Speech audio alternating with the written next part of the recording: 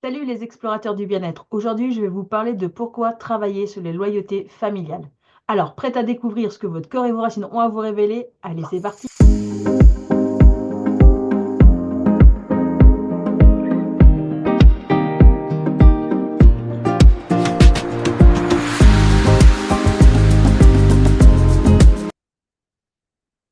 Pourquoi travailler nos loyautés familiales? Les loyautés déjà familiales, qu'est-ce que c'est? Eh bien, c'est des héritages émotionnels invisibles que nous portons des générations précédentes.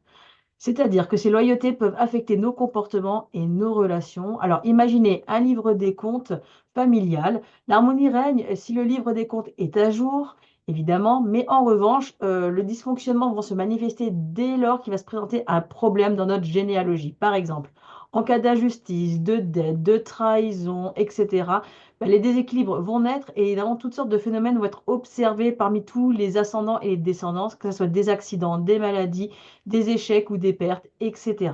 Alors, ces loyautés familiales invisibles, évidemment, influencent nos relations sans qu'on en ait forcément conscience. Et travailler là-dessus, évidemment, peut transformer nos vies et nos relations. Alors, je vais vous donner un exemple pour que vous compreniez mieux à quoi ça peut faire référence. Alors, avec quelqu'un que vous connaissez, je pense, la terre entière le connaît, c'est Brad Pitt. Bon, cet acteur, évidemment, qui a été très en vue dans les années 90 notamment, mais bon, encore maintenant, hein. Mais maintenant, on le connaît plus malheureusement pour ses déboires avec sa famille, avec Angelina Jolie, n'est-ce pas? Alors, il faut savoir que cet homme a été profondément marqué par son père, William Pitt, qui était un homme qu'il a qualifié lui-même de district, distant, peu affectueux avec ses enfants, sa famille, hein, et même très très dur, évidemment, hein. Et ce modèle de paternité a beaucoup marqué Brad Pitt. Et en grandissant, bah, Brad s'est dit, je vais faire l'inverse de mon père. Je vais faire face à cet héritage. Et puis, je vais essayer de faire différemment de mon père, qui était lui plutôt dans la distance affective et la répression des émotions. Alors évidemment, au début, en tant que père, Brad, qui a voulu rompre ce cycle, était ouvert, affectueux, présent. On se rappelle de tous les tabloïds où on le voyait avec sa grande famille, déjà biologique et aussi adoptée avec Angelina. Tout se passait bien. Mais ce qu'on ne savait pas par derrière, apparemment, c'est qu'il a dû faire face, donc la loyauté envers familiale, même si sa tête voulait aller de ce côté-là, malheureusement, dans la mémoire cellulaire familiale et l'expression effectivement épigénétique de tout ça, c'est que ben, les schémas sont revenus. C'est-à-dire que, donc on sait qu'il a adopté trois enfants et qu'il a eu trois enfants biologiques avec Angelina Jolie. Malheureusement, à ce jour, et on va dire qu'il vit des grandes tensions, évidemment, avec Angelina, mais avec ses propres enfants qui refusent de voir leur père, notamment, hein. Donc, en fait, on peut voir presque qu'il y a un schéma qui se répète. Brad Pitt a coupé beaucoup de ponts avec son père et maintenant, lui-même, ses enfants font pareil avec lui.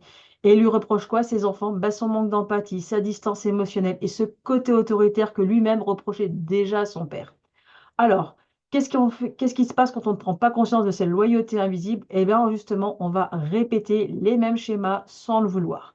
Alors, les conflits actuels de Brad et de ses enfants montrent combien ces loyautés familiales non guéries peuvent se transmettre et créer des ruptures émotionnelles. Alors, évidemment, si on n'en a pas conscience, ben, vous savez, il y a des thérapeutes qui peuvent vous aider à cela. Mais certaines, on en a conscience. On se dit, j'ai envie de ça et en même temps, je reproduis toujours les mêmes schémas. Donc, travailler sur vos loyautés familiales, c'est guérir ces héritages et choisir de créer des relations plus saines loin des schémas du passé. Donc, vous pouvez déjà faire un gros travail d'introspection là-dessus. Notez qu'est-ce que sont les schémas dans votre vie qui se répètent. Est-ce que dans votre famille ou dans les générations précédentes, eh ben, des personnes, que ce soit vos parents ou peut-être des oncles, des tantes, des cousins, etc., des grands-parents, leurs frères et sœurs, etc., ont vécu les mêmes choses. Ça pourra déjà vous donner peut-être un fil conducteur sur les mémoires transgénérationnelles et ces loyautés familiales à travailler. Donc voilà pour ce qui était de ce thème aujourd'hui.